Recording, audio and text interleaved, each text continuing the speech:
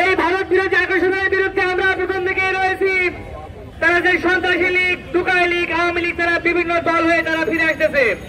আপনারা এক বিষয় জানেন, তারা বিভিন্ন বিষয়কে কেন্দ্র করে তারা বিভিন্ন ভাবে তারা আমাদেরকে বিতর্কিত করতে চাচ্ছে। আপনারা একটা বিষয় জানেন যে তারা অত্যাচারিত হওয়ার আগে তারা থেকে আওয়ামী লীগ যখন তারা তাদের দোষ প্রকাশ পেয়ে যায়, যখন তারা তাদের প্রতিবাদ করা হয়, তখন তারা হয়ে যায় বিভিন্ন সনাতনী ধর্মী। আপনারা দেখেছেন তারা রিক্সা লীগ হয়ে ফিরে এসেছিল, তারা গার্মেন্টস লীগ হয়ে ফিরে এসেছিল, অবশেষে তারা বিভিন্ন উপজাতি লীগ হয়ে ফিরে আসে, তারা বিভিন্ন দলের হয়ে ফিরে আসে।